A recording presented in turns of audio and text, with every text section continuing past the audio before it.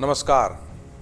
दिल्ली का शराब घोटाला लगातार चर्चा में है और दिल्ली के मुख्यमंत्री अरविंद केजरीवाल देश के इतिहास में पहले ऐसे मुख्यमंत्री बन गए हैं जिनको मुख्यमंत्री पद पर रहते हुए ही गिरफ्तार कर लिया गया है। जी हां, अचानक इन खबरों ने सभी को चौंकाया कि दिल्ली के मुख्यमंत्री अरविंद केजरीवाल के घर पर ईडी यानी प्रवर्तन निदेशालय के अधिकारी पहुंच गए हैं। ऐसा लगा था कि ये एक और समन देने के लिए जा रहे हैं, लेकिन जैसे ही गुरुवार को ये खबरें सामने आना चालू हुई, 21 मार्च की शाम को जब गहमा-गहमी मुख्यमंत्री निवास पर अरविंद केजरीवाल के घर पर बढ़ी, तो ये माना गया कि ये एक और समन और तलाशी का ही मामला होगा। उनको गिरफ्तार कर लिया गया।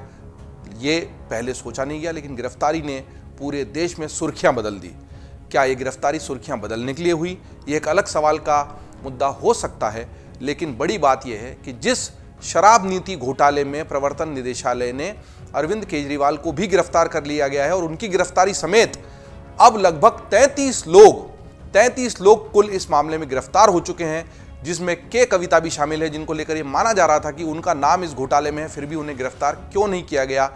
33 लोगों को गिरफ्तार करवाने वाला ये शराब घोटाला है क्या, और इसमें आखिर दो बड़ी एजेंसियां ईडी और सीबीआई दोनों ही क्यों लगी हुई हैं और दोनों की अपनी आपस में भूमिका क्या है, बात को समझने की कोशिश करते हैं। दरअसल कोरोना काल के बीच दिल्ली सरकार ने दिल्ली आबकारी नीति 2021-22 लागू की थी। इस शराब नीति के कार्यान्वयन में कथित अनियमितता की शिकायतें आईं, जिसके बाद उपराज्यपाल ने सीबीआई जांच की इसकी सिफारिश कर दी। जैसे ही इसकी सीबीआई जांच की सिफारिश की गई थी, इस आबकारी नीति को न केवल संदेह के घेरे में ले लिया गया, बल्कि दिल्ली के मुख्यमंत्री अरविंद केजरीवाल ने इसको रद्द भी किया। और इसी को लेकर भारतीय जनता पार्टी लगातार हमलावर भी रहती है कि अगर ये दिल्ली का रेवेन्यू बढ़ाने वाली, आय बढ़ाने वाली क्रांतिकारी नीति थी, तो फिर जैसे ही सीबीआई जांच की बात हुई तो इसको क्यों वापस ले लिया गया। हालांकि नई शराब नीति के बाद इसे बनाने और इसके कार्यान्वयन में अनियमितताओं के आरोपों के बीच इसको रद्द कर दिया गया था। ईडी की जांच और सीबीआई की जांच जो हम आपको बता रहे थे, बात को समझो में, वो दरअसल अलग कैसे हैं उसको समझने की कोशिश करते हैं। सीबीआई ने अगस्त 2022 में इस मामले में 15 आरोपियों के खिलाफ नियमों के कथित उल्लंघन और नई शराब नीति में प्रक्रियागत गड़बड़ी के आरोप में एफआईआर दर्ज की। बाद में सीबीआई द्वारा दर्ज मामले के संबंध में ईडी ने पीएमएलए के तहत मनी लॉन्ड्रिंग के एक मामले की जांच शुरू कर दी। तो कुल मिलाकर मुद्दे में समझने वाली बात यह है कि जब इस पूरी शराब नीति में अनियमितताएं पाई गई, गड़बड़ी पाई गई और उपराज्यपाल ने सीबीआई जांच की सिफारिश की, तो सबसे पहले जांच सीबीआई ने ही शुरू की। लेकिन सीबीआई ने अपने जांच में पाया कि यह मामला केवल गड़बड़ी और घोटाले का नहीं है, इसमें पैसों का लेन देन जो हुआ है उसमें प्रवर्तन निदेशालय की भी जांच की जरूरत पड़ेगी और मनी लॉन्ड्रिंग इसमें हुई है, ऐसा सीबीआई को शुरुआती जांच में संदेह में पता लगा। ऐसे ही हुई ईडी की एंट्री। तो ईडी की एंट्री बाद में हुई। सीबीआई ने दरअसल जब सिफारिश आई तो इस पर जांच शुरू की। ईडी और सीबीआई दिल्ली सरकार की नई शराब नीति में कथित घोटाले की अलग अलग जांच कर रहे हैं। ईडी नीति को बनाने और लागू करने में धन शोधन के आरोपों की जांच कर रही है, वहीं सीबीआई की जांच नीति बनाते समय हुई कथित अनियमितताओं पर केंद्रित है। दरअसल इस मामले में अब कुल मिलाकर 33 गिरफ्तारियां हो चुकी है। इसमें सबसे बड़ी गिरफ्तारी दिल्ली के मुख्यमंत्री अरविंद केजरीवाल की है और उनको जमानत मिलना, उनको आगे की इस कार्रवाई में क्या राहत मिलेगी, ये बड़ा सवाल है। लेकिन शराब नीति इस गिरफ्तारी की वजह से चर्चा में आ गई है। तो इस मामले में दिल्ली के मुख्यमंत्री अरविंद केजरीवाल के साथ ही साथ के कविता, संजय सिंह, मनीष सिसोदिया, विजय नायर, समीर महेंद्रू, अरुण रामचंद्रन, राजेश जोशी, गोरंतरा बुच्चीबाबू, अमित अरोड़ा और बेनय बाबू, जो फ्रांसीसी शराब कंपनी पनॉर्ड रिकॉर्ड के महाप्रबंधक थे, पी शरत चंद्र रेड्डी, अरबिंदो फार्मा के पूर्णकालिक निदेशक और प्रमोटर, व्यवसायी अमनदीप धाल और व्यवसायी अभिषेक बोइनपल्ली उन नामों में शामिल हैं जिनको इस शराब नीति ने गिरफ्तार करवा दिया, जेल के पीछे भेजा या उन पर अलग अलग तरह की कार्रवाइयाँ चल रही हैं। और इसीलिए बात को समझने के लिए ये सवाल बहुत बड़ा हो जाता है कि दिल्ली की दरअसल ये जो नई शराब नीति थी, ये कुल मिलाकर थी क्या।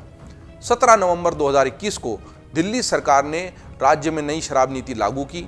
इसके तहत राजधानी में 32 जोन बनाए गए। हर जोन में ज़्यादा से ज़्यादा 27 दुकानें खुलनी थी। इस तरह से कुल मिलाकर 849 दुकानें खुलनी थी। नई शराब नीति में दिल्ली की सभी शराब की दुकानों को प्राइवेट कर दिया गया। जी हाँ, इनको प्राइवेट कर दिया गया। इसके पहले दिल्ली में शराब की 60% दुकानें सरकारी थी और 40% प्राइवेट थी। तो जो 60% सरकारी दुकानें थी उनको भी प्राइवेट निजी कर दिया गया। नई पॉलिसी लागू होने के बाद 100% दुकानें इस तरीके से प्राइवेट कर दी गई। सरकार ने तर्क दिया था कि इससे 3,500 करोड़ रुपए का फायदा दिल्ली सरकार को होगा। सरकार ने लाइसेंस की फीस भी कई गुना बढ़ा दी। जिस L1 लाइसेंस के लिए पहले ठेकेदारों को 25 लाख देना पड़ते थे, नई शराब नीति लागू होने के बाद उसके लिए ठेकेदारों को 5 करोड़ रुपए चुकाने पड़े। इसी तरह अन्य कैटेगरी में भी लाइसेंस की फीस में काफ़ी बढ़ोतरी हुई। फिर सवाल यह है कि अगर 3,500 करोड़ के मुनाफे की बात हो रही थी, सारे प्राइवेट होने से सब अच्छा ही अच्छा था, तो इसमें घोटाला क्यों है? इसमें घोटाले की बात कहाँ से आ गई? दरअसल नई शराब नीति से जनता और सरकार दोनों को नुकसान होने का आरोप है। आरोप इसलिए कि अभी इसकी आगे लंबी जांच होना बाकी है। वहीं इस नीति से बड़े शराब कारोबारियों को फायदा होने की बात कही जा रही है। भारतीय जनता पार्टी का यही आरोप है। 3 तरह से घोटाले की बात सामने आ रही है। इसे समझने के लिए हम थोड़ा सा आंकड़ों पर भी नजर डाल लेते हैं। लाइसेंस फीस में भारी इजाफा करके बड़े कारोबारियों को लाभ पहुंचाने का आरोप। शराब बिक्री के लिए ठेकेदारों को लाइसेंस लेना पड़ता है। इसके लिए सरकार ने लाइसेंस शुल्क तय किया हुआ है। सरकार ने कई तरह की कैटेगरी बनाई है। इसके तहत शराब, बियर, विदेशी शराब आदि को बेचने के लिए लाइसेंस दिया जाता है। अब उदाहरण के लिए पहले जिस लाइसेंस के लिए ठेकेदार को 25 लाख रुपए भुगतान करना पड़ता था, नई शराब नीति लागू होने के बाद उसी के लिए 5 करोड़ रुपए देने पड़े। आरोप है कि दिल्ली सरकार ने जानबूझकर बड़े शराब कारोबारियों को फायदा पहुंचाने के लिए लाइसेंस शुल्क को बढ़ा दिया। इससे छोटे ठेकेदारों की दुकानें बंद हो गईं और बाजार में केवल बड़े शराब माफियाओं को लाइसेंस मिला।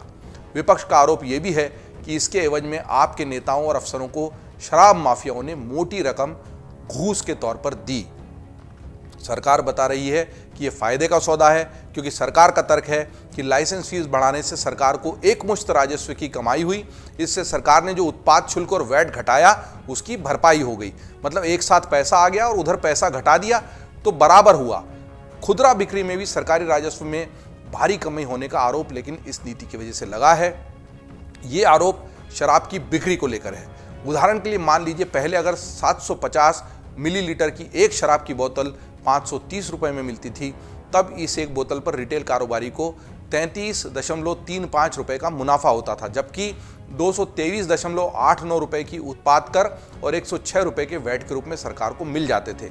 मतलब एक बोतल पर सरकार को 329.89 रुपए का फायदा होता था। नई शराब नीति से सरकार के इसी मुनाफे में खेल होने का दावा किया जा रहा है।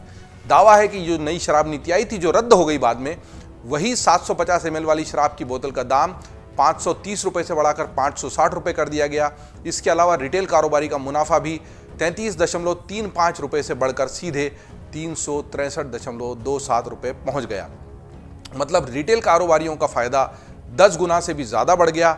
सरकार को मिलने वाला 329.89 रुपए का फायदा घटकर 3 रुपए 78 पैसे रह गया। इसमें 1.88 रुपए उत्पाद शुल्क और 1.90 रुपए वैट शामिल है।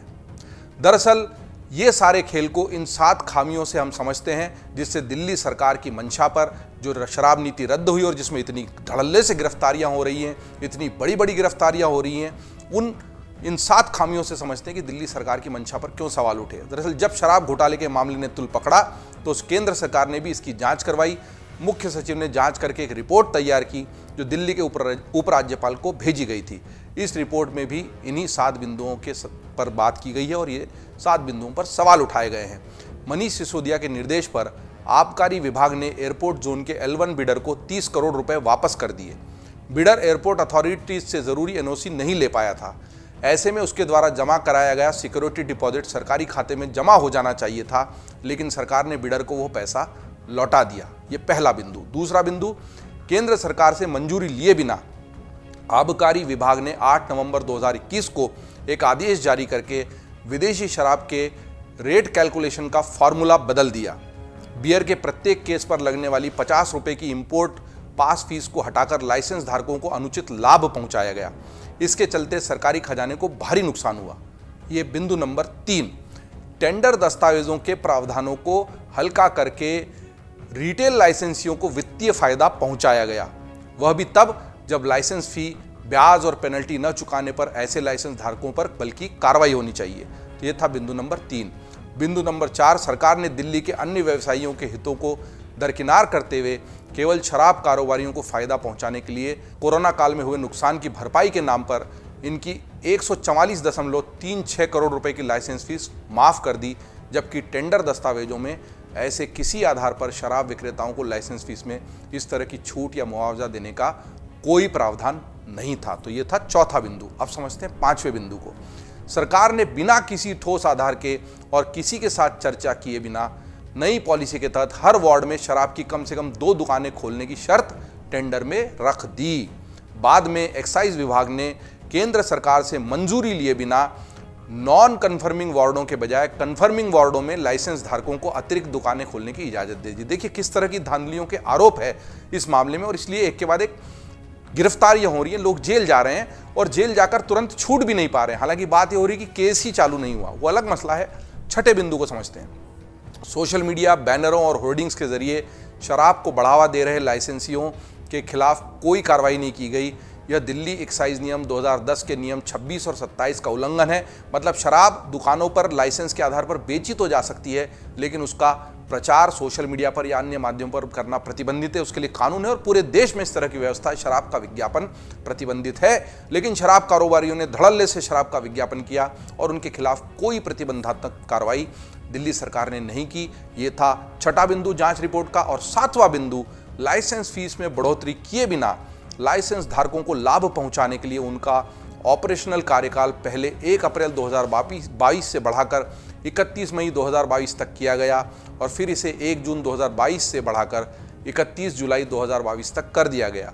इसके लिए केंद्र सरकार और उपराज्यपाल से भी कोई मंजूरी नहीं ली गई। बाद में आनन फानन में 14 जुलाई को कैबिनेट की बैठक बुलाकर ऐसे कई गैर कानूनी फैसलों को कानूनी जामा पहनाने का काम किया गया। शराब की बिक्री में बढ़ोतरी होने के बावजूद रेवेन्यू में बढ़ोतरी होने के बजाय 37.51% कम रेवेन्यू मिला। तो जहां कहीं बम्पर प्रॉफिट की बात दिल्ली सरकार को की जा रही थी, वहीं लगभग 38 से 40% का नुकसान हुआ दिल्ली सरकार को उसकी आय का। यह जांच के बिंदु बताते हैं। इसके अलावा प्रवर्तन निदेशालय के पास और सीबीआई के पास और क्या सबूत हैं जिनकी वजह से गिरफ्तारियां हो रही हैं, इनका सबका खुलासा तो कोर्ट में होगा। कोर्ट में जिरह और बहस चलती रहेगी। कुल मिलाकर मुद्दा यह है कि साफ, स्वच्छ और पवित्र अच्छी सरकार देने के वादे के साथ आए अरविंद केजरीवाल अगर इस तरह के घोटाले के नाम पर जेल चले जाते हैं तो ये स्थिति दुर्भाग्यपूर्ण है। गलती किसकी है ये तय करना जांच एजेंसियों का और अदालतों का काम है, लेकिन जो शराब नीति और उसके बिंदु हम समझने की कोशिश करते हैं कि इन बिंदुओं की वजह से ही इस घोटाले की आंच वहां पहुंची जहां सारे बड़े बड़े कर्ता धर्ता दिल्ली सरकार के और आम आदमी पार्टी के जेल में हैं। जेल की ये बेल मिलेगी कि नहीं मिलेगी, शराब का ये खेल कहां तक पहुंचेगा वो नहीं पता, पर यह ज़रूर है कि फ़िलहाल तो ये मधुशाला बैर कराती हुई नज़र आ रही है। आप बात को समझने के लिए और इसी तरह बातों के विस्तार में जाने के लिए देखते रहिए अमरउजाला.com। अगर आप ये वीडियो YouTube पर देख रहे हैं तो हमारे चैनल को सब्सक्राइब करें और बेल आइकन को दबाना ना भूलें। अगर आप Facebook पर ये वीडियो देख रहे हैं तो हमारे पेज को लाइक करें।